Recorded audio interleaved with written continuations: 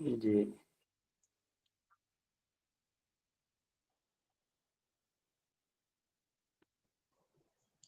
तो भैया ये मानसिक रोग कितने विचित्र, कितने भयावह, ये कल करेंगे क्या? ये एक्चुअल में भी शेड्यूलिंग में छूट गया, तो इसको हम लोग ले लेंगे। इसको जो है, ये जो शेड्यूल खत्म होगा जो, तो उसके बाद में ले लेंगे, नहीं तो फिर डेट चेंज हो जाएंगी सारी। अच्छा अच्छा, ठीक है ये भैया, बीच फिर तो। में शेड्यूलिंग में छूट गया चैप्टर ये वाला, जी जी जी जी तो जी इसको जी। ले लिया जाएगा। जी भाई साहब। चल। जी ठीक है, तो हम लोग प्रारंभ कर सकते हैं। जी तब ये शुरू किया जाए। जी जी भैया जी। चलिए। परम पूज्य गुरुदेव बदनीय माता के सूक्ष्म सानिध्य में वाचन प्रारंभ कर रहे हैं। आज के स्वाध्याय का शीर्षक है ये उपचार उपचार जड़ों का हो पत्तियों का नहीं। इन दिनों बढ़ती हुई संपन्नता और प्रचलनों की विकृति के कारण मनुष्य का समूचा व्यक्तित्व एवं चिंतन ही गड़बड़ हो गया है। अनितपूर्ण जीवन जीने और अचिंत चिंतन करने वालों की मनोदशा सदा विक्षुब्ध रहती है। जिसे सही ढंग से सोचना नहीं आता, वह उल्टा चलता और औंधे मुंह गिरता है। बढ़ती हुई शारीरिक व्यथाओं के कारण और निवारण में हमें इसी तथ्य को ध्यान में रखना और संकट उपजाने वाले केंद्र का सुधार परिष्कार करना होगा।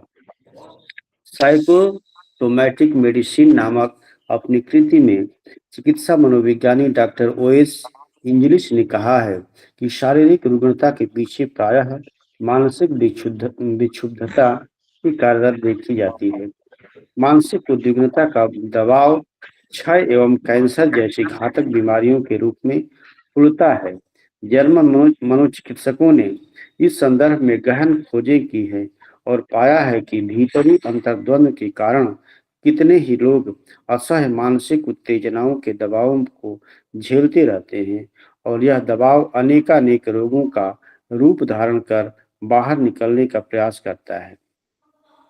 अनैतिक आचरण अपनाने एवं पाप कर्म करने के कारण लोग अतिशय मानसिक त्रास सहते और परिणाम स्वरूप घातक रोगों के शिकार बनते हैं। मनोविज्ञान की भाषा में इसे लक्षण परिवर्तन सिम्टम कन्वर्शन कहते हैं। इसका सविस्तार वर्णन मूर्धन्य मनःचिकित्सक डैनियल ट्यूक ने अपनी पुस्तक influence of the mind upon the body में किया है। उनके अनुसार छद्म पाप कर्मों को करने और उन्हें छिपाने से अथवा दूषित भावनाओं की गहराई से जड़ जमा लेने पर सिर दर्द, माइग्रेन, एक्जिमा जैसे कई लाक्षणिक रोग उत्पन्न हो जाते हैं। यह भी देखा गया है कि किन्हीं किन्हीं रोगियों के शरीर में कभी एक जगह दर्द होता है तो कुछ ही क्षणों पश्चात उस स्थान पर गायब हो जाता है और वैसे ही लक्षण अन्य जगहों पर प्रकट होने लगते हैं। इस प्रकार की व्याधियां एक स्थान से दूसरे स्थान पर पैर से हाथ में और हाथ से अन्य अंग अवयवों को उछलकर प्रकट होती रहती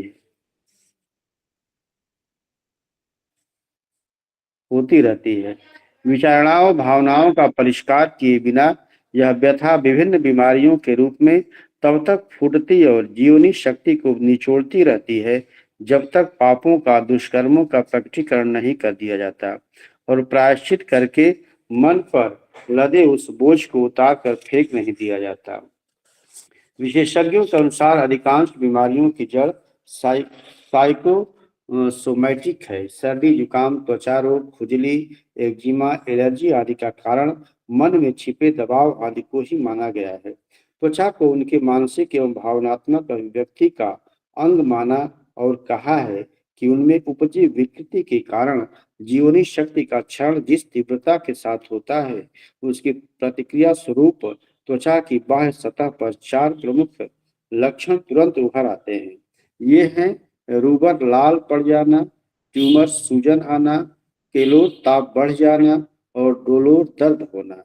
कामुकता, विद्वेष, अप्रसन्नता, कुढ़न आदि की विकृति मनोदशा सिर दर्द, आधा शीशी जैसी व्यथाओं को जन्म देती है।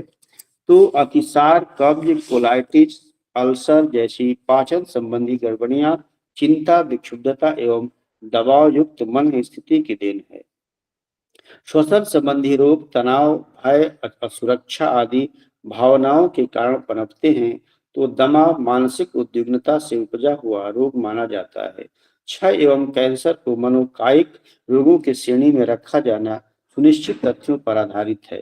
डॉक्टर किशेन एवं डॉक्टर वेटलहिम ने इस संबंध में हजारों रोगियों का लंबे समय तक गंभीरतापूर्वक परीक्षण एवं अध्ययन करने के पश्चात निष्कर्ष प्रस्तुत करते हुए बताया है कि मनोविकृतियों एवं भावोद्वेगों का शरीर की प्रतिरोधी क्षमता पर आश्चर्यजनक रूप से प्रभाव पड़ता है और वे उसे विशृंखलित करके रख देते हैं। फलस्वरूप बीमारियों के विषाणु शरीर में संक्रमण कर जाते हैं। अतः देखा यह जाना चाहिए कि रोग जिस कारण से उत्पन्न हुआ हो उसका ही निराकरण किया जाए। पत्ते तोड़ने से नहीं, जड़ उखाड़ने से संकट समाधान होता है। इस तथ्य को समझ लेने पर उपचार का मार्ग सरल हो सकता है। आगे पढ़ना भी है।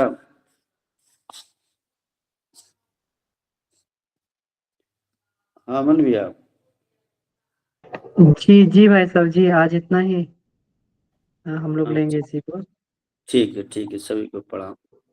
जी जी। तो संजय भाई साहब से मेरा निवेदन है कि कृपया इसका जो सार प्रस्तुतिकरण हम लोगों को और ज़्यादा इसके बारे में थोड़ा सा बताएंगे। जी भाई साहब, ये सभी को प्रणाम। सभी उपस्थित भाई और बहनों को मेरा प्रणाम।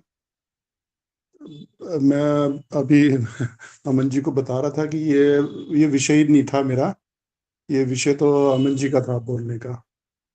तो अब इसमें क्या है, उपचार जड़ों का हो, पत्तियों का नहीं। तो इसको ये जो है, इसमें हम इसको ना दो भागों में बांट सकते हैं, एक अध्यात्मवाद और एक भौतिकवाद। तो इसका जो अध्यात्मवाद का जो है वो चटपटा क्वेश्चन है। ये एक मीठा और एक खट्टा। तो जो इसका अध्यात्मवाद का जो वर्जन है वो मैं आपको बोल रहा हूँ। बाकी मिलजुल करके हम अमन जी और मैं इसके बारे में बोलेंगे, बाकी जो गुरुदेव ने बोला है इसके बारे में। क्योंकि एक कंपनीज में जो काम करते हैं वो अच्छा इस विषय पर बहुत अच्छा बोल सकते हैं। तो थोड़ा सा आज विषय थोड़ा सा सूट नहीं कर रहा मुझे, लेकिन फिर भी देखते हैं। मैं न्याय नहीं कर पाऊंगा, लेकिन चलिए कोशिश करता हूं मैं। अब इसमें जो मैं अध्यात्मवाद देख रहा हूं तो उसमें मुझे एक कहानी याद आ रही है। तो मैं उस कहानी को आपके सामने रखता हूं। अब एक हिमालय की घाटियों में एक चिड़िया निरंतर रट लगाती है, जूहो जूहो, इस तरीके की। अगर आप लोग कभी हिमालय गए होंगे तो इस चिड़िया को अवश्य सुना होगा। तो इसकी जो आवाज होती है वो ऐसे होती है, इस तरीके की कुछ आवाज आती है। मैंने सुना है जूहो जूहो ऐसे। तो ये बड़ी काफी ना दर्द भरी पुकार है, जो कि हिमालय वाले जो जितने भी है ना वो सारे इस चीज से परिचित है। अब घने जंगलों में, पहाड़ियों के पास और गहरी जो घाटियां ना निरंतर, उसमें ये आवाज सुनाई पड़ जाती है। जो भी जाता है एक आवाज है, पक्षी की आवाज है, जूहो जूहो। अब इस पक्षी के संबंध में एक मार्मिक लोक कथा भी प्रसिद्ध है। जो हिमालय में रहते हैं उन सबको ये कथा मालूम है। अब कथा ये है कि किसी जमाने में एक अत्यंत रूपवती पहाड़ी कन्या थी, जो वर्ष भर बर्ड की लूसी की भांति झरनों के संगीत, वृक्षों के बरबार और घाटियों की प्रतिध्वनि में पलकर बड़ी हुई थी। लेकिन उसका जो आकर्षण था वो मैदानी इलाकों के प्रति ज्यादा था। तो उसके पिता ने उसकी शादी जो है मैदानी एरिया में करनी पड़ी इस वजह से। तो वह मैदान जहाँ सूरज जो है आग की तरह तपता है और जहाँ झरनों जंगलों का नामो निशान नहीं था। अब प्रीतम के स्नेह की छाया में वर्षा और सर्दियों के दिन तो किसी तरह से बीत गए और फिर आए सूरज के तपते हुए दिन। अब वह युवती जो थी अबला अपनी माँ के घर जाने के लिए व्याकुल सी हो गई। आग बरसती थी, ना तो वो ठीक से सो पाती थी, ना ठीक से खा पाती थी, ना उठ सकती थी, ना बैठ सकती थी। ऐसी आग उसने कभी देखी ना थी।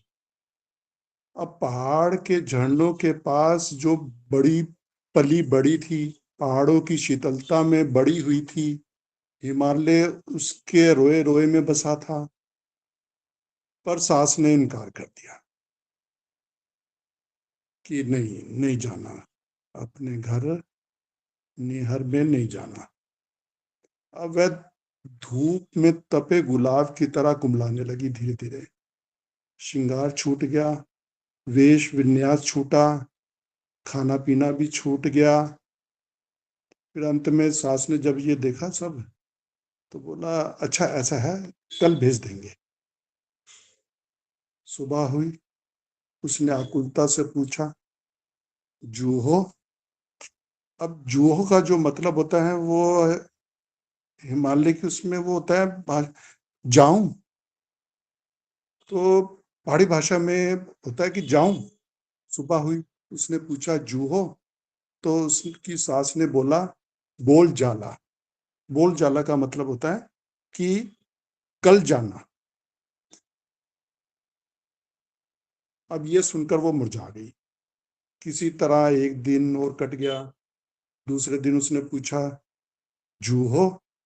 तो उसकी सास ने बोला बोल जाला, कल जाना।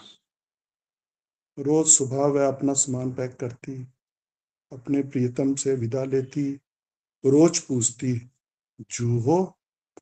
उसकी सास रोज बोलती बोल जाला, कल जाना। अब एक दिन जेठ यानी कि मई और जून की गर्मी का तपतपा लग गया उसे। धरती धूप में चटक गई, वृक्षों पर चिड़िया लू खा कर गिरने लगी। उसने अंतिम बार सूखे कंठ से पूछा जूहो?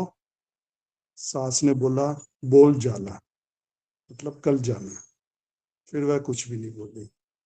शाम को एक वृक्ष की दीवार के सहारे मृत पाई गई, पर एक चिड़िया बैठी थी जो गर्दन हिलाकर बोली जूहो? और उत्तर की प्रतीक्षा के बिना अपना पंख फैलाकर हिम शिखर की तरफ उड़ गई। तब से आज तक वह चिड़िया पूछती है जूहो? जूहो? ऐसी पुकार आप यकीन मानिए हम सबके मन में है। न जाने कितने शांत हरियाली घाटियों से हम आए हैं, न जाने हम किसी और दुनिया के वासी हैं।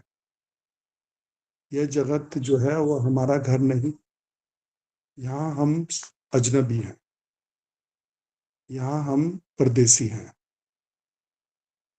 और निरंतर एक प्यास है अपने घर लौट जाने की, हिम छादित शिखरों को छूने की। जब तक हम परमात्मा में लौट ना जाएं, तब तक ये प्यास जारी रहती है। लगातार जो प्राण है वो पूछते ही रहते हैं जूहो? जूहो? जाऊं? सभी के भीतर ये प्यास है। होश से समझें तो साफ हो जाएगी, अगर होश में ना समझें तो धुंधली बनी रहती है और भीतर ही भीतर सिसकती रहती है। ये पृथ्वी जो है हमारा घर नहीं, हमारा जो घर है वो कहीं और है, समय के पार। बाहर हमारा घर नहीं, भीतर हमारा घर है। तो ये जो है ये तो अध्यात्मवाद है, जो हमारी जो जड़ें हैं वो कहीं और है। अभी आपने देखा होगा कि जरा से अभी कुछ होता है मंदिरों में, आश्रमों में, जरा सा कुछ होगा इतनी ज्यादा भीड़ लग जाती है, तो वो जो प्यास है अंदर की वो खींच देती है सबको। तो बहुत से लोगों में ना बहुत धुंधली प्यास देखी जा सकती है, वो जड़ है। हम जड़ की जगह बहते हैं। तो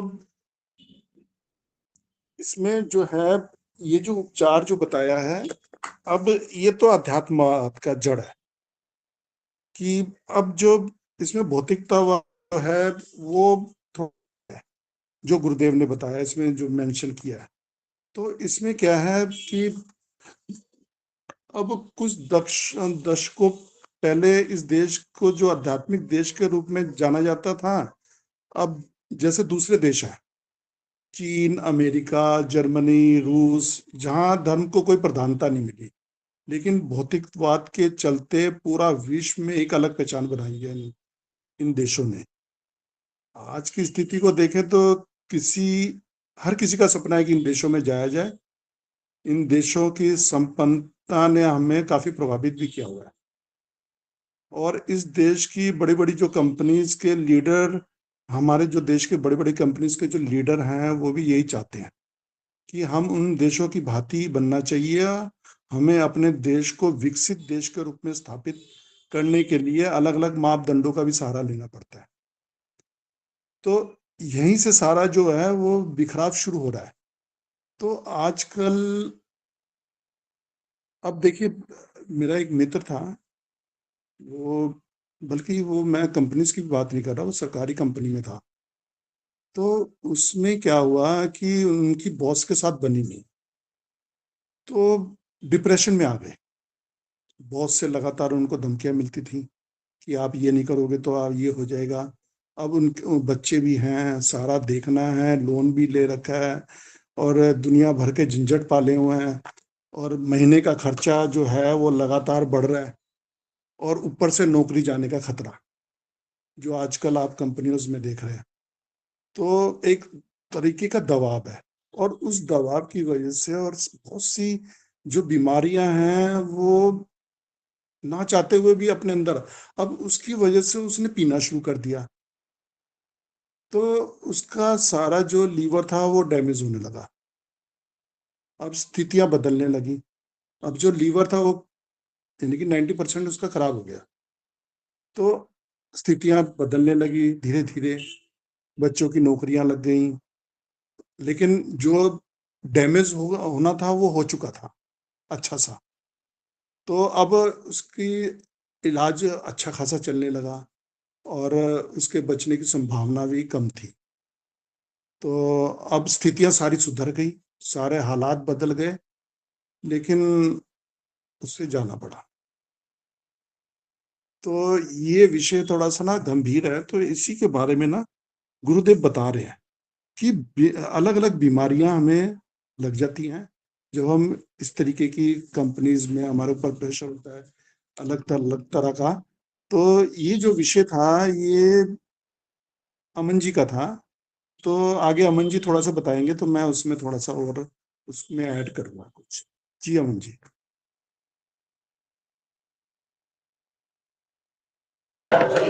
जी भाई साहब, बहुत बहुत आभार।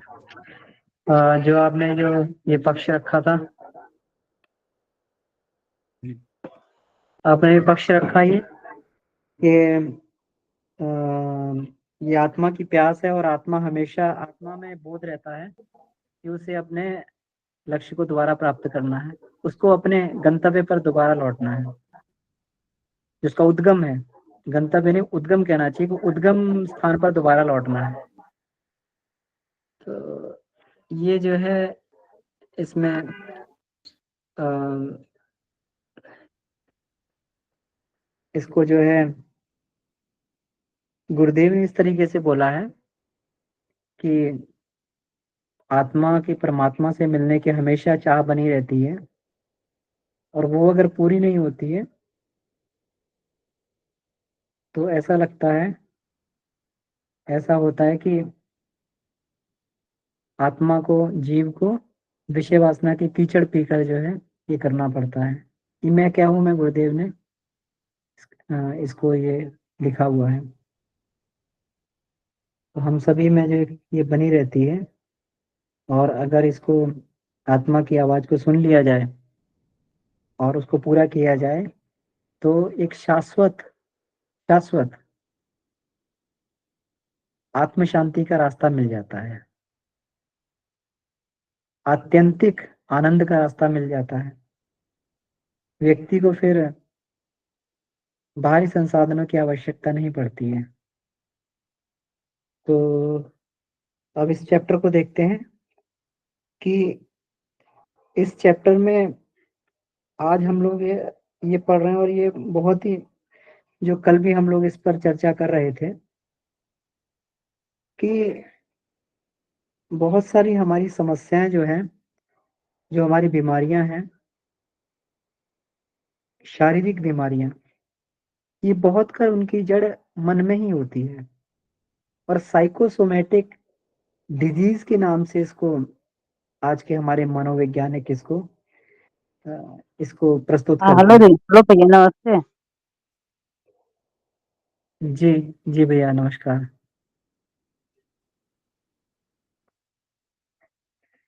तो ये मेरा जो क्या नाम सुबह पंचकूट वाले में है, उसमें मेरा आवाज नहीं जाता है।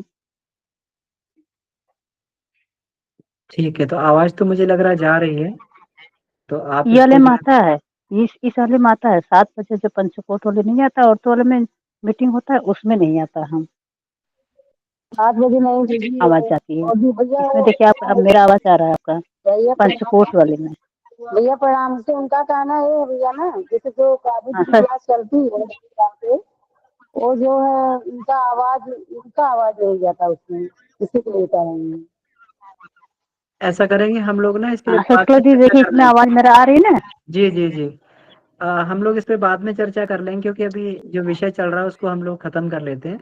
तो कोई भी टेक्निकल समस्या आ रही है हाँ नहीं, वही पूछ रहे थे कि मेरा आवाज नहीं आ रहा था, तो हम क्या आवाज भी कर दीजिए।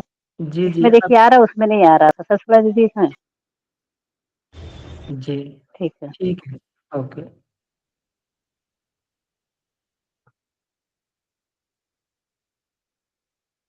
तो हम लोग जो ये चर्चा कर रहे थे, साइकोसोमेटिक डिजीजेस के नाम से बोला है, और इसमें यहाँ तक बताया है कि जो मानसिक उद्विग्नता है, ये क्षय रोग एवं कैंसर जैसी घातक बीमारियों के रूप में फूलता है। ये बात गुरुदेव ने उस समय में लिखी जब कैंसर के बहुत पेशेंट नहीं हुआ करते थे, बहुत कम पेशेंट होते थे। और ये उस समय की जो है 70-80 के दशक की ये बात हुई, लिखी होगी गुरुदेव ने उस समय जब ये लिखा गुरुदेव ने।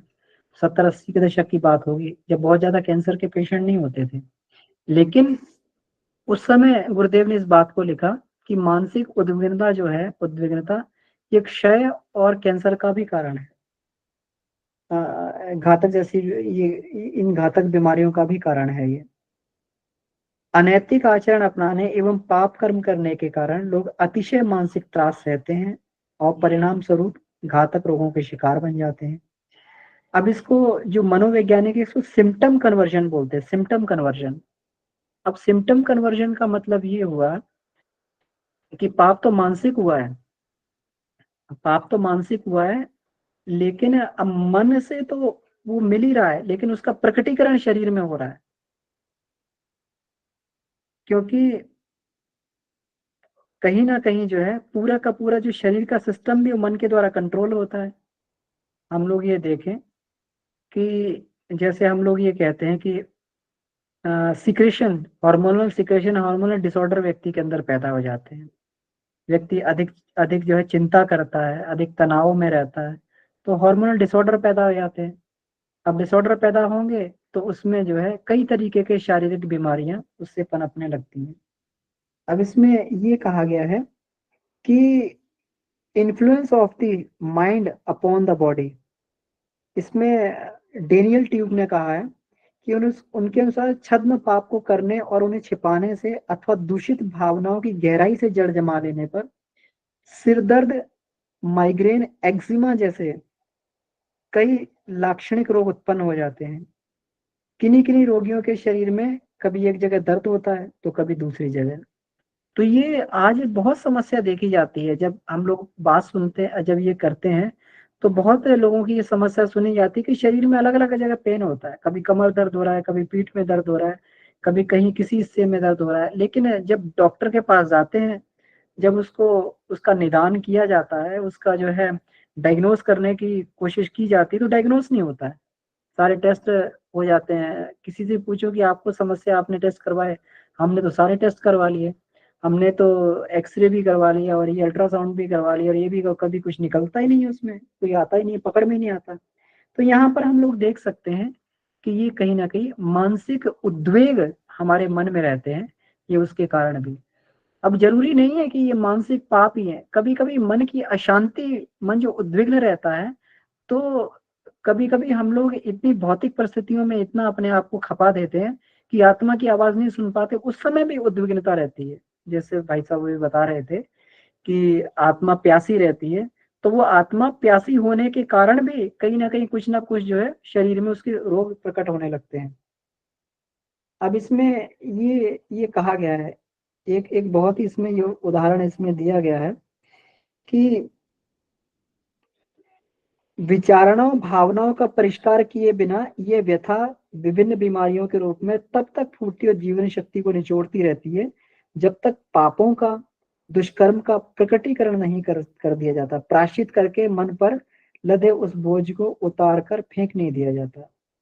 अब इसमें देखिए, ये है अधिकांश बीमारियों की जड़ साइकोसोमेटिक है। सर्दी जुकाम, हम लोग आज सर्दी जुकाम और ये त्वचा रोग, खुजली, एक्जिमा, एलर्जी, ये बड़े सामान्य रोग हो गए हैं आज के समय में। हम लोग ये देखें तो बड़ी सामान्यता ये लोगों को रोग होते हैं। त्वचा रोग जो है आजकल कितना डर्मेटोलॉजिस्ट के पास लोग जाते हैं, कहीं कहीं त्वचा में जो है कभी कुछ निकल रहा है, कभी कुछ हो रहा है, खुजली हो रही है। सर्दी जुकाम जो है तुरंत व्यक्ति को हो जाता है, कहते हैं इम्यूनिटी डाउन हो गई है। तो ये इम्यूनिटी, कहीं ये वाली इम्यूनिटी शरीर की डाउन करने की बजाय यहाँ पर ये इसको मानसिक और भावनात्मक ये ये जो है अभिव्यक्ति बताई गई है। त्वचा को जो है, त्वचा इतनी सेंसिटिव होती है, गुरुदेव इसमें बता रहे हैं, देखिए त्वचा इतनी सेंसिटिव होती है कि उसे मानसिक और भावनात्मक अभिव्यक्ति का अंग माना जाता है। अब उसमें ये कहते हैं कि कामुकता, विद्वेष, अप्रसन्नता, कुड़न आदि की विकृति मनोदशा, सिर दर्द, आधाशीशी जैसी व्यथाओं को जन्म देती है। वे अतिसार, कब्ज, कोलाइटिस, अल्सर जैसी पाचन संबंधी गड़बड़ियां चिंता, विषुद्धता एवं दबाव मनस्थिति की देन है। अब देखिए ये कितनी खतरनाक बीमारियां हो, ये सारी के सारे जो है मानसिक असंतुलन के कारण ही होती है, मानसिक असंतुलन के कारण। इसमें जैसे एक ही चीज दी हुई है, ये बहुत ही प्रैक्टिकल चीज इसमें दी हुई है कि ये विचारणों भावनाओं का परिष्कार किए बिना ये व्यथा विभिन्न बीमारियों के रूप में तब तक फूटती और जीवनी शक्ति को निचोड़ती जब तक पापों का, दुष्कर्म का प्रकटीकरण ना कर दिया जाए। ये बहुत महत्वपूर्ण है। और आध्यात्मिक, जो अध्यात्म से जुड़ा हुआ व्यक्ति, उसको ये ध्यान रखना चाहिए। इसीलिए गुरुदेव ने 12 तपश्चर्याओं में निष्कासन तप को दिया। अगर व्यक्ति निष्कासन नहीं करता है, प्रायश्चित करने के लिए तैयार नहीं होता है, तो फिर जब तक उसकी आत्मा निर्मल नहीं रहती, क्योंकि हम लोग के अंदर द्वंद्व छिड़ जाता है। द्वंद्व क्यों छिड़ता है? या तो व्यक्ति जो है बिल्कुल बिल्कुल जो है अपनी आत्मा से, बिल्कुल अंतःकरण से पाप को स्वीकार कर ले कि ये सही है, जो पाप वो कर रहा है या जो कोई कृत्य कर रहा है, अगर इसको स्वीकार कर ले अंतःकरण से कि सही है, तो शायद उसको ना हो, उसके अंदर द्वंद्व पैदा ना हो। लेकिन ऐसा होता नहीं है। आत्मा कभी भी जो है किसी पाप को, किसी कुकृत्य को कभी स्वीकार नहीं करती। कभी भी उसको जो है व्यक्ति अपने आप को उसमें कभी भी जस्टिफाई नहीं कर पाता है, उसमें जो है न्याय नहीं कर पाता कभी भी अपने साथ में। कभी भी हम लोग ये देखें कि कितना भी बाहर के लोगों को हम समझा देंगे, अदालत में जाके कुछ गलत सलत करके, हेर फेर करके इधर वो कर दिया जाएगा, जज को सेटिस्फाई भी कर दिया जाएगा और वहां पर जो पनिशमेंट से भी व्यक्ति बच जाएगा। लेकिन अंदर का पनिशमेंट, अंदर कैसे भी वो आग नहीं बुझती है, अंदर किसी तरीके से भी वो सेटिस्फेक्शन नहीं होता है। और अंतःकरण की जो द्वंद्व होता है, मानसिक जो जो जो उद्वेग होता है, ये इतना प्रबल होता है कि व्यक्ति को शारीरिक बीमारियों से कहीं ऊपर, जो है शारीरिक वेदनाओं से भी ये ऊपर होता है। एक बार की ऐसी घटना है कि एक बार हमसे इसी तरीके से कोई अपराध किसी के प्रति बन गया, कॉर्पोरेट जगह से ही संबंधित था, कंपनी से संबंधित था।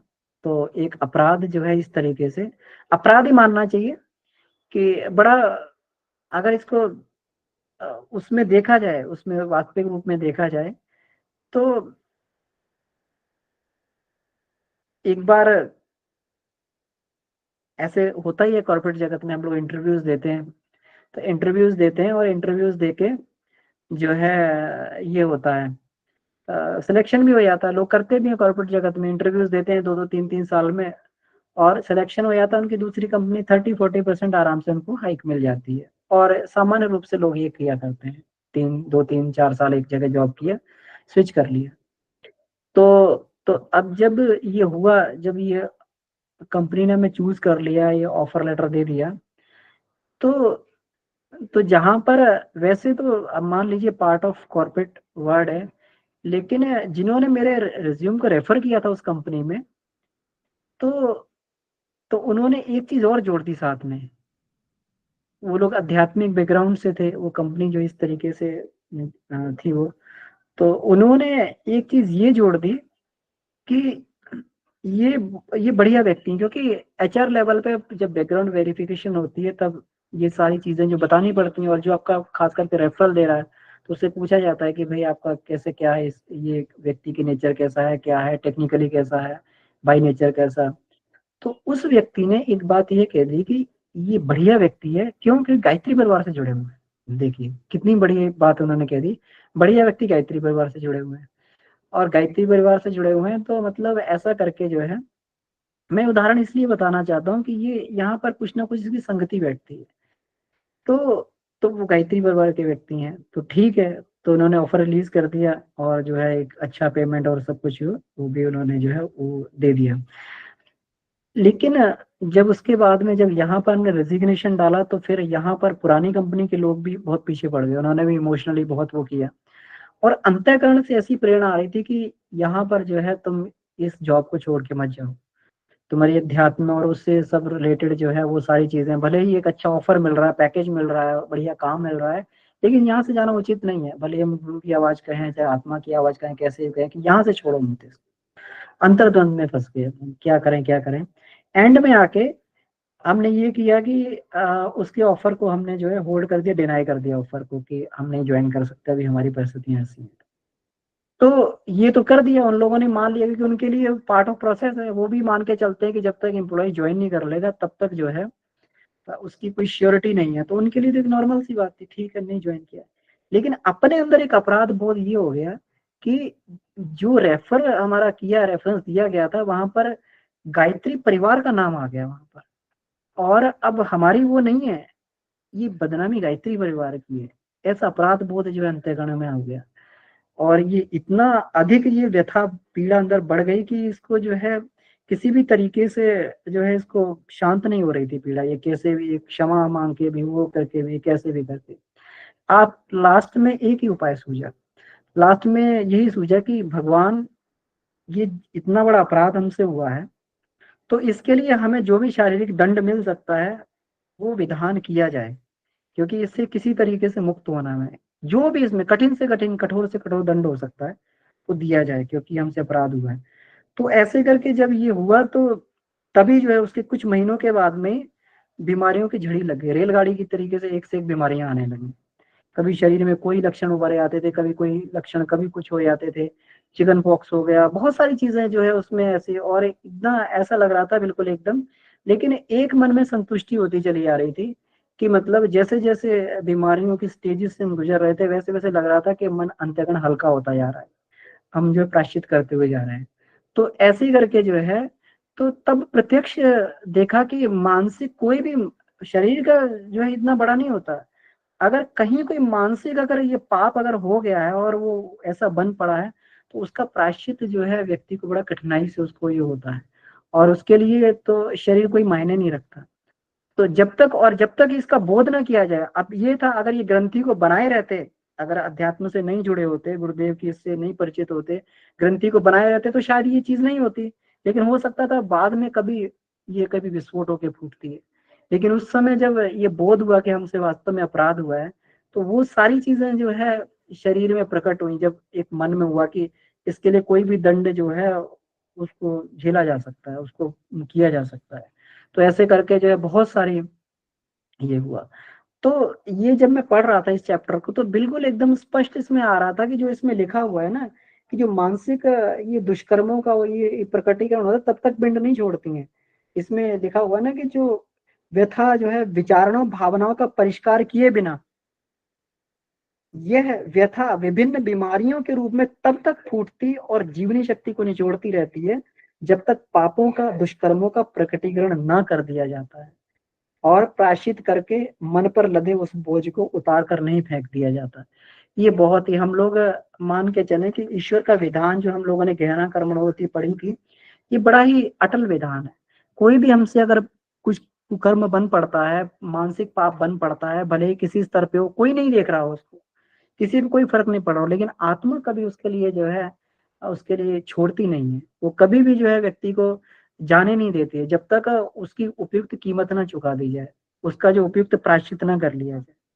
तो इसलिए यही है इसमें लास्ट में गुरुदेव कहते हैं अतः देखा यह जाना चाहिए कि रोग जिस कारण से उत्पन्न हुआ है वो उसका ही निराकरण किया जाए। पत्ते तोड़ने से नहीं जड़ उखाड़ने से संकट का समाधान बनता है। इस तथ्य को समझ लेने पर उपचार का मार्ग सरल हो जाता है। तो ये बहुत अच्छा गुरुदेव ने इसमें लिखा था। ये उदाहरण मुझे थोड़ा सटीक लग रहा था अपने जीवन में तो एक अनुभव के रूप में इसको प्रस्तुत करने का प्रयास किया। हम सभी लोगों के जीवन में बहुत सारे अनुभव होते हैं तो ठीक है। तो ये है तो इसके लिए फिर अभी मेरा निवेदन है कि और भी भाई बहनों से कि अपनी बात को इसमें रख सकते हैं। जी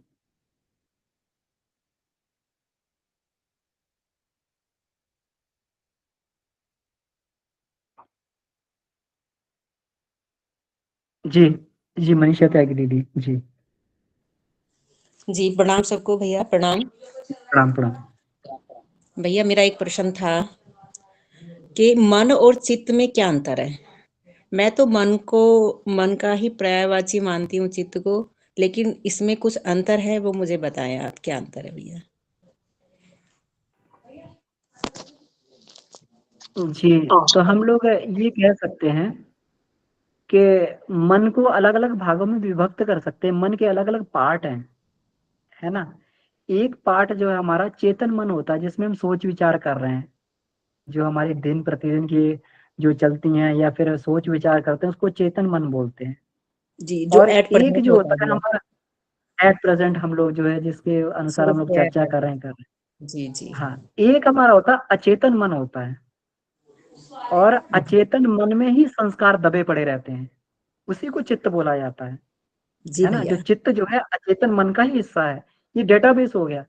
जैसे हम लोग कहें कि आत्मा हमारे सारे कर्मों को जानती है जो भी हम करें वो सब जो सेव होते रहते हैं कहाँ सेव होते हैं वो चित्त में सेव होते हैं जाके। तो चित्त क्या है कि मेमोरी है जी ना। भैया तो हम लोग इस तरीके से देखें जब कंप्यूटर की भाषा में अगर बात करें तो कंप्यूटर की भाषा में जैसे जो है एक हमारा ये होता है हार्ड डिस्क होती है। तो हार्ड डिस्क में क्या है सारा प्रोग्राम स्टोर रहता है।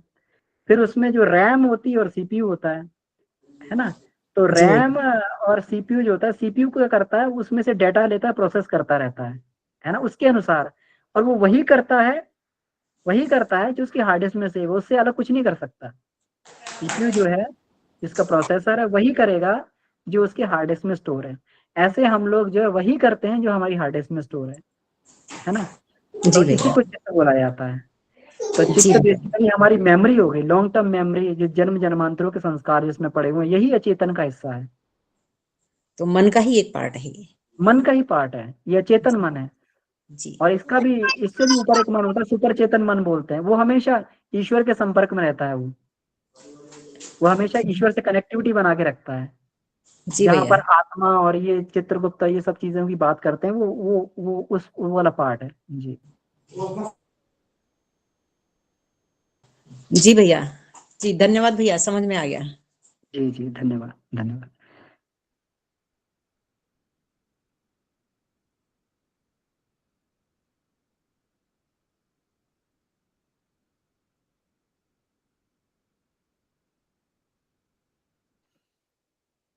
जी नेहा दीदी प्रणाम।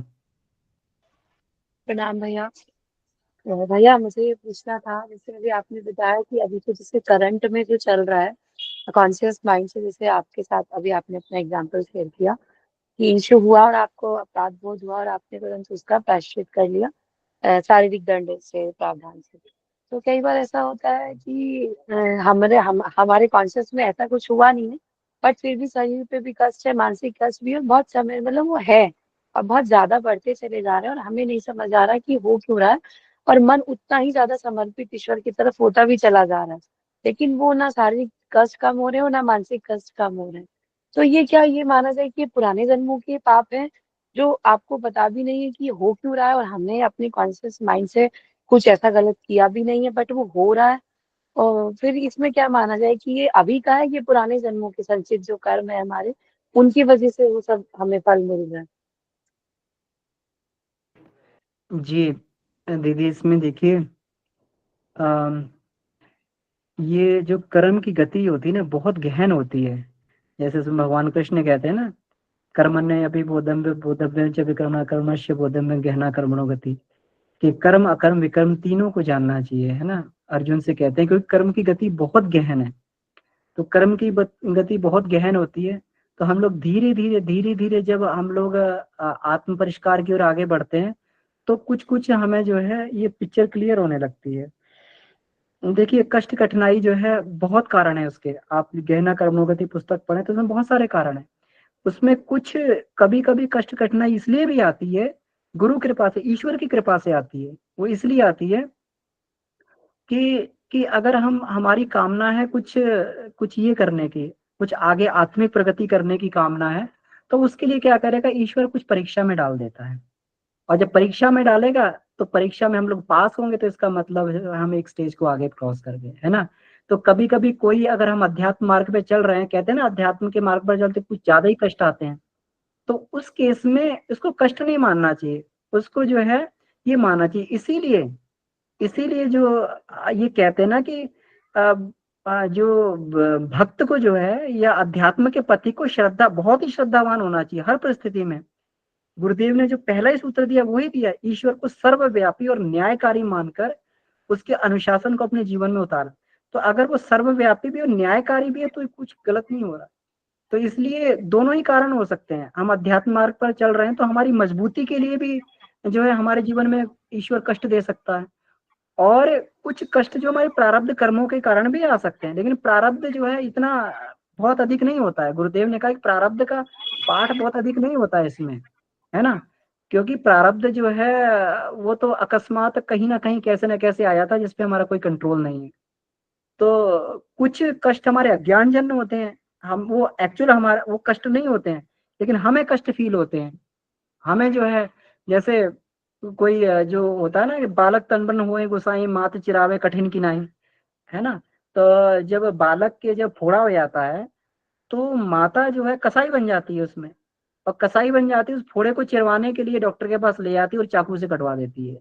वैसे कोई माता अपने बच्चे को चाकू से काट सकती है, एक पिन की नोक भी लग जाए बच्चे को, बच्चा रोता है तो माता का हृदय जो है वो हो जाता है। लेकिन जो इसमें बालक तनबन होए गोसाई मात चिरावे कठिन किनाई, तो बालक के अगर फोड़ा हो गया है तो माता कसाई बन जाती है। तो ऐसे ही अगर कोई ना कोई, अगर हमारे अंदर ऐसा कोई है जो जिससे हमारी आत्मिक प्रगति रुक सकती है, या कोई हमें दिक्कत परेशानी बन सकती है, तो ईश्वर की व्यवस्था के अनुरूप, है ना, ये हो सकता है। अगर हम नहीं चाहते, जैसे आप ये देखिए कि कितने भी रामकृष्ण परमहंस थे या कोई भी थे, बहुत सारे संत लोग हुए, महापुरुष हुए, अंत में जो है उनको कुछ कष्ट सहने पड़ते हैं, वो नहीं ले जाना चाहते अपने साथ में, सारा कुछ यहाँ पे खाली करके जाना चाहते हैं, है ना। और ये विधान उन्हीं के लिए जो एक्सेप्टेंस देता है, अपनी अपनी जो है कंसेंट देता है कि नहीं मैं तो हल्का होना चाहता हूँ, इस मेरा काम नहीं चाहिए, इतना बोझ लाद के काम नहीं हो सकता। तो ईश्वर जो है कुछ ना कुछ विधान बना के उनको हल्का भी कर देते हैं, उस कारण भी कष्ट आते हैं, हमारे प्रारब्ध के कारण भी कष्ट आते हैं। जो 80% जो कष्ट होते हैं वो केवल हमारे अज्ञान जन्य होते हैं, हम सही सभी उस समय परिस्थितियों को नहीं समझ पाते हैं। तो 80% कष्ट जो गुरुदेव ने कहा अज्ञान जन्य होते हैं, बाकी 20% हमारे प्रारब्ध से भी होंगे या कोई ईश्वर व्यवस्था होगी। जी जी भाई, थैंक जी जी जी जी राजीव जी, राजीव कुमार जी पांडे भाई जी, जी जी प्रणाम। जी भाई साहब प्रणाम। प्रणाम भाई जी, कुछ मैं भी अपना पर्सनल बात रख सकता हूँ? जी जी, बताएं बताएं। मैं मैं भी 2022 के जुलाई से पहले पैसा तो कमाते थे, महीना के अलावा, जैसे कि उपरवाराम नहीं चुका है तय नाजायज पैसा, लेकिन मुझे शांति और अस्वस्थ रहते थे, शांति नहीं मिलती थी और बिल्कुल अस्वस्थ रहते थे।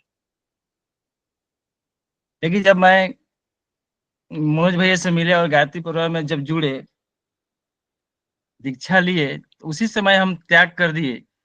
जो भी नाजायज पैसा आता है, उस नाजायज पैसा को मैं बिल्कुल नहीं छूऊंगा। जितनी भी मेरे अंदर बुराइयां थी, वो सारे मैं बुराइयों को छोड़ दिया। तब से मैं देख रहा हूँ कि मुझे काफी शांति महसूस हो रही है और स्वस्थ भी रह रहा हूँ, और मुझे बहुत ही अच्छा लग रहा है। घबराहट भी समाप्त हो गई है, और अशांत जो रहते थे वो बिल्कुल अब अच्छा रह रहे हैं।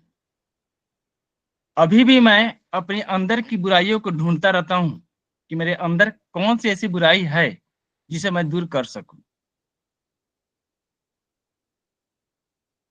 बस इतना ही मेरा कहना था कि गुरु जी के शरणों में जब पहुंचे और स्वाध्याय से जुड़े, आप सही भाइयों बहनों से जुड़े, तो मुझे काफी परिवर्तन हुआ और मुझ में काफी सुधार भी हो रही है, और सुधार लाने के लिए प्रयास भी कर रहा हूँ। जी भाई, प्रणाम। जी, बहुत सुंदर आपका बिल्कुल एकदम जो है ये आपका जो है एकदम इससे ये करता हुआ है ना। बिल्कुल आप सही कहा कि जब तक हमें जो है हमारा ये नहीं होता है, जब तक हम अपने अंतःकरण की कमी को जो पहचान कर उसको दूर नहीं करते, तब तक हमारा पिंड नहीं छूटता है। ये गुरुदेव ने लिखा है ऐसा, और बहुत सारे उदाहरण हम लोगों के जीवन में होते हैं, और जो व्यक्ति समझ जाए उसे समझदार बोलते हैं। तो ये बहुत बढ़िया है भैया जी। कपिल जी।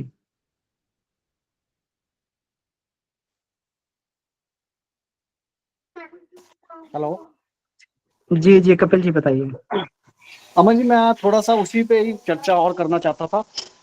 अभी बात हुई थी ना, मन, चेतन मन, उसके जी बाद जी मन, मन के बाद चित्त, अहंकार, बुद्धि। मन, बुद्धि, चित्त, अहंकार, ये चार है ना सर।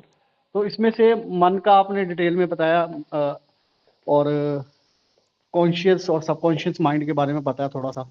उसके बाद मैं ये जानना चाहता था, अहंकार वो आइडेंटिटी होगी हमारी जो हम पैदा करके बैठ जाते हैं कि मैं मनुष्य हूँ, या मैं स्त्री हूँ, या पुरुष हूँ, इसी को कहते हैं ना अहंकार। बिल्कुल बिल्कुल, अहंकार अपने बारे में मान्यता को ही कहते हैं, और इसी मान्यता को लेके ही जीव की जो है सारी जन्म जन्मांतरों की यात्रा चलती है। तो इसी को जैसी मान्यता होती है उसकी, और इसी मान्यता को ही बदलने का, अध्यात्म में मान्यता को ही बदलने का प्रयास किया जाता है। और चित्त और अहंकार में फिर डिफरेंस क्या है? चित्त भी तो वही चित्त हो जड़ गया ना कि होता है। जो हमारे। हाँ जी। चित्त चित्त जो है ये जड़ होता है। ये मतलब चित्त तो डेटाबेस हो गया ना हमारा, कि उस ठीक है। अहंकार के कारण, उस मान्यता के कारण हमने क्या काम किए, और उस काम के रिजल्ट क्या हुए, और वो सारे के सारे हमारे स्टोर हो जाते हैं चित्त में जाके, है ना। तो जैसा बिल्कुल। हमारा अहंकार होगा, जैसी हमारी मान्यता होगी, तो उसी प्रकार के चित्त में, क्योंकि चित्त में दोनों तरीके की चीजें होती हैं, अच्छी भी होती हैं बुरी भी होती हैं। हमारे अंदर राक्षस भी रहता है, राक्षसी वृत्तियां भी रहती हैं, और दैवी वृत्तियां भी रहती हैं चित्त के अंदर। लेकिन जैसी हमारी मान्यता हो जाएगी, वैसे ही वृत्तियां जो है चित्त के अंदर से प्रकट हो जाएंगी, है ना। तो जी। अगर किसी व्यक्ति का अहंकार बदल जाए, उसकी अपने बारे में मान्यता बदल जाए, जैसे हम लोग कहते हैं ना, जो वाल्मीकि थे, तो उनका जो है जैसे उनका मान्यता उनकी बदली अपने बारे में, तो तुरंत जो है आमूल चूल उनके जीवन में परिवर्तन हो गया, महर्षि वाल्मीकि बन गए। तो एक बात और, ये चित्त, बुद्धि, अहंकार तो चलो ठीक है। अहंकार हो गया हमारी आइडेंटिटी, जिसको अगर हम चेंज करें तो हम मतलब राक्षस से मनुष्य जोनी, या मनुष्य से राक्षस भी बन सकते हैं। तो जी। इस जो आपने सुपर कॉन्शियस माइंड का, वो एक जो आत्मा, मतलब आत्मा को कहेंगे हम, सुपर कॉन्शियस माइंड जो मतलब परमात्मा से सुपर जुड़ा रहता कॉन्शियस माइंड जो है, एक्चुअल में क्या है ना, ये भी मन का हिस्सा है। है। सुपर कॉन्शियस माइंड जिसको हम लोग ये बोलते हैं, जिसको सुपर चेतन मन बोलते हैं, है ना। तो या अति चेतन बोलते हैं, अति मानस भी बोलते हैं इसको। तो वो जो है उसको कारण शरीर भी बोला जाता है। तो वो वाला मन है जो हमेशा ईश्वर के संपर्क में रहता है, आत्मा के संपर्क में रहता है। कहते हैं ना कि परमात्मा जो होता है, कि परमात्मा उतरेगा कैसे, हमें कैसे फील होगा परमात्मा का, है ना। जैसे हवाई जहाज को या हेलीकॉप्टर को उतारना हो तो उसके लिए हमें हेलीपैड बनाना पड़ेगा, सड़क पे नहीं हम खड़ा कर सकते ना, सड़क पे हम जहाज को उतार सकते हैं। उसके लिए प्रॉपर हमें रनवे बनाना पड़ेगा, पट्टी बनानी पड़ेगी, प्रॉपर हमें उसका हेलीपैड बनाना पड़ेगा, तब उतार सकते हैं। तो इसी तरीके से जो ये जो है परमात्मा के उतरने के लिए जो हेलीपैड होता है, मतलब जो परमात्मा हमें जो प्रेरणाएं देते हैं, जो दिशा देते हैं, मार्गदर्शन देते हैं, है ना, ये सब जो है ये आकाशवाणियां होती हैं, ये सब सुपर चेतन मन के अंदर ही होती हैं। अच्छा, तो इसका मतलब ये अहंकार के बाद आ गया आत्मा जो है इन चारों से अलग है, आत्मा इन चारों से अलग है, मतलब इन चारों के बाद आत्मा का स्थान है, कहने का आत्मा का मतलब ये है। स्थान है। जी जी जी, आत्मा बहुत सूक्ष्म है, वो जो है इन सबसे परे है, बिल्कुल। ओके, मतलब आत्मा के ऊपर जो अहंकार चढ़ा हुआ है उसने आइडेंटिटी बना रखी है कि जो मतलब मेरी सोच है उस हिसाब से अगर उसको मैं बदलना चाहता हूँ तो फिर तभी मुझे आत्मा के बारे में अच्छे से पता चलेगा, कहने का मतलब ये। हाँ, उसी को हमें जो है उसी आइडेंटिटी को ही बदलना पड़ेगा। तभी तो मैं क्या हूँ पुस्तक में होता है ना कि अभी तक शरीर वाली आइडेंटिटी बनी हुई है, तो मैं शरीर में मैं मन हूँ, मैं शरीर में मैं आत्मा हूँ। इसी को बदलने की कोशिश उसमें जो पूरी पूरी प्रैक्टिस गुरुदेव ने दी है, 4 चैप्टर जो दिए हुए हैं। ओके, आत्मा जैसे मतलब सूक्ष्म से भी सूक्ष्म है, तो ये शायद ही किसी ने देखी हो, जहाँ मतलब क्या इसका एहसास ही होता होगा, फिर देखा तो किसी ने क्या होगा। हाँ, तो यही होता है ना, ये पूरा का पूरा गुरुदेव ने जो इसमें कहा है ना, कि जिन्होंने भी आत्म दर्शन किया उन्होंने मन और बुद्धि के तल पे ही आत्मा का दर्शन किया है। हाँ इसी से आत्मा को ढूंढा है, मन और बुद्धि के टूल से ही आत्मा को ढूंढा है। ठीक है, मतलब ये उसका एक डोर का सिरा है जिसको हम पकड़ कर हाँ, आगे जिसको बढ़ते हम जाएंगे। पकड़ के हम लोग आगे, क्योंकि यही जो है उससे जुड़ा हुआ है ना। यही मन और बुद्धि ही सूक्ष्म है, और सूक्ष्म ही चीजें जो सूक्ष्म को पकड़ सकती हैं, चेतना को पकड़ सकती हैं। स्थूल की वहां पहुंच नहीं है कोई भी। जी जी, बहुत बहुत धन्यवाद सर, धन्यवाद जी, जी अमन जी जी, जी थैंक यू। जी जी जी जी। मनीषा जी, आपका हैंड रेज था जी।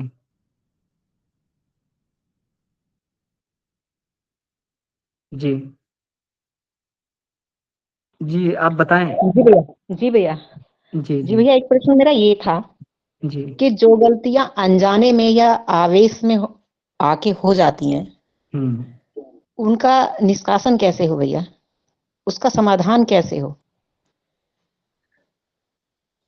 अनजाने में अगर कोई गलती हो गई है तो ठीक है, उसके लिए हम क्षमा तो मांगे ही, है ना, जी और भैया। ईश्वर से प्रार्थना करें कि हमसे ये गलती अनजाने में हो गई। अब जो भी इसके लिए हमारा जो है, हम जिस तरीके से भी ये प्रायश्चित कर सकते हैं उसके लिए हमें मार्ग दिखाएं। क्योंकि हर एक का जो है अपना अपना तरीका अलग अलग हो सकता है। उसकी आत्मा ही उसे बता सकती है कि या तो फिर उस स्तर का गुरु हो जो हमारे जन्म जन्मांतरों की चीजों को देख ले, है ना। तो या तो फिर क्या कहते हैं, भगवान से प्रार्थना करें या फिर गुरु से। इसीलिए निष्कासन तप में यही बताया जाता है कि गुरु के समक्ष, तो अगर हम किसी गुरु से जुड़े हुए हैं तो आसान हो जाती हैं चीजें, वो अपने आप मन में प्रेरणा मन के हो जाते हैं कि आप ऐसे ऐसे कर लीजिए। जी भैया, जी नहीं उसका उसका तो पता हम ही को है ना, तो गुरु को भी, हमें हमारे गुरु जी को भी पता चल जाएगा कि हमसे ये गलतियां हुई हैं। बिल्कुल बिल्कुल, गुरु इसी के तो गुरु होते हैं, है ना। गुरु तो हमारे इस जन्म, हम तो इसी जन्म को जानते हैं, गुरु हमारे पिछले जन्मों को भी जानते हैं। जी भैया, जी, तो वो तो उन्हीं हमारे से पिछले हम जन्म। जी, जी उन्हीं उन्हीं से से हम मार्गदर्शन प्रार्थना लेना। करें कि उसका किसी तरह निष्कासन जो भी उपाय हो उसी के द्वारा हो जाए। हाँ, वो सुझाया जाए हमें। जी जी भैया, जी धन्यवाद भैया। जी जी, धन्यवाद। जी, शर्मिला दीदी। प्रणाम सबको। और आज का जो आलोचना रही वो बहुत ही अच्छी रही, और मेरे अंदर में भी काफी दिनों से कुछ कुछ प्रश्न उठ रहे थे, तो उसका समाधान भी मुझे मिल गया। और ये जब आप कह रहे हैं ना, जो मन जो होती है, मन वो आत्मा का स्वरूप ही तो होता है, तो वो हमेशा सही दिशा में ही जाने के लिए हमको प्रेरणा देती है। तो उसको सुनना उचित होगा। यही मेरे को पूछना था आपसे, है ना भैया? जी दी उसमें देखिए मन की भी प्रवृत्ति अलग अलग है। गुरुदेव ने मैं क्या हूँ पुस्तक में जो है हम सभी को पुस्तक जरूर पढ़नी चाहिए। एक बार हम लोगों ने स्वाध्याय भी किया था इस ग्रुप में, फिर कभी वो आएगा टाइम तो हम लोग फिर स्वाध्याय करेंगे। तो उसमें हमें आइडेंटिफाई करना पड़ेगा, क्योंकि हर मन की बात ऑथेंटिक नहीं होती है ना? जी इसको मानना चाहिए। अगर हम 3 तरीके के मन है। एक प्रवृत्त मन है। प्रवृत्त मन तो वो हो गया कि जो प्रवृत्तियां हम जन्म जन्मांतरों से समेट के लाए हैं, चाहे वो पशु प्रवृत्तियां हो चाहे कोई भी प्रवृत्तियां हो, उनके अनुसार जो है हमारा आचरण चल रहा है ना? तो अगर उनके अनुसार उस मन की बात सुनेंगे तो वो तो हमेशा हमें नीचे ले जाएगा। इसके बाद प्रबुद्ध मन होता है। प्रबुद्ध मन का मतलब है वो संसार के हिसाब से कैलकुलेशन लगाता है अपने, कि संसार के हिसाब से ठीक है नहीं कि नहीं ठीक है। अब संसार भी हो सकता है कि वो मान्यता संसार में भी जो है हमने जो बनाई वो सही ना हो, है ना? तो वहां पर जो है फिर वो जो है प्रवृत्त बुद्धि भी जो है, जो प्रबुद्ध बुद्धि है वो भी तार्किक बुद्धि भी कभी कभी फेल हो जाती है ना? तो जो सही दिशा देता है वो होता है अध्यात्म मन। इसी को कारण शरीर बोला जाता है। तो जी अध्यात्म मन जो है यही हमें सही दिशा देता है। इसी को आत्मा का प्रकाश बोलते हैं। आत्मा का प्रकाश जो आता है अध्यात्म मन के अंदर ही आता है, और वहीं से हम गाइडेंस लेते हैं। जी भैया, यही मेरे को पूछना था ना, कि जो प्रेरणा हमें कारण शरीर से अंतःकरण मिलती से है वो अपनाना चाहिए, उसी दिशा में चलना चाहिए, उसी है ना? दिशा में चलना चाहिए। जी भैया। हाँ। बिल्कुल। और ये जो जब हम ध्यान में बैठते हैं तो हमारे आज्ञा चक्र और हमारे जो हृदय चक्र है, वहां जो लाइट दिखती है वही आत्मा, वही ईश्वर है ना? वही परमात्मा की वो स्वरूप होती है। वही वही परमात्मा का स्वरूप होता है। परमात्मा की ही लाइट होती है वो, जो वहां पर आज्ञा चक्र में और हृदय चक्र में दिखाई देती है। आत्मा का ही प्रकाश होता है वो। जी भैया। भाई साहब मैं कुछ बोलूं? जी जी भाई साहब जी। बहुत बहुत धन्यवाद भैया। अभी बेंजी ने बोला ना कि लाइट के बारे में, तो अभी क्लास के बाद आप क्या करना, आंखें बंद करके एक अपने अंदर एक लाइट को देखना, एकदम फिर आंख खोलना, तो आप देखेंगे वही लाइट। एक सूफी फकीर ने कहा कि जब मैं परमात्मा से मिला तो मैंने देखा कि परमात्मा मेरे अंदर से झांक रहा है। तो आप उस चीज को महसूस करना कि एक दिव्य तेज है जो मेरी आंखों से बाहर निकल रहा है। आंखें बंद कीजिए, थोड़ा सा तेज देखिए, और फिर एकदम आंखें खोलेंगे ना धीरे से, तो आपको लगेगा वही तेज बाहर की तरफ आ रहा है। तो इसका अभ्यास किया जा सकता है। तो मैंने देखा है कि आज की मैं सुन रहा था, तो सबसे बड़ी कमी क्या है, अभ्यास की है कि अभ्यास कैसे करें। तो इसके ऊपर एक मैं अभ्यास का एक अलग से अमन जी से बात करूंगा, तो अभ्यास हमें कैसे करना है, तो इसके बारे में देखेंगे। जी भाई साहब। जी भाई साहब बहुत बहुत आभार। तो ठीक है, हम लोग जो है इस तरीके से ये रखेंगे किसी ने क्लास ये वाली। तो समय हो गया, ये अब जो है इस कक्षा को यहीं विराम देते हैं। टॉपिक बहुत अच्छा था ये, और हम सभी लोगों के जीवन में कहीं ना कहीं ये चीजें दिखाई देती हैं। तो इसी के साथ परम पूज्य गुरुदेव वंदनीय माता जी को धन्यवाद देते हुए, ऋषिता को धन्यवाद देते हुए आज के टॉपिक को यहीं हम लोग समाप्त करते हैं शांति पाठ के साथ में। ओ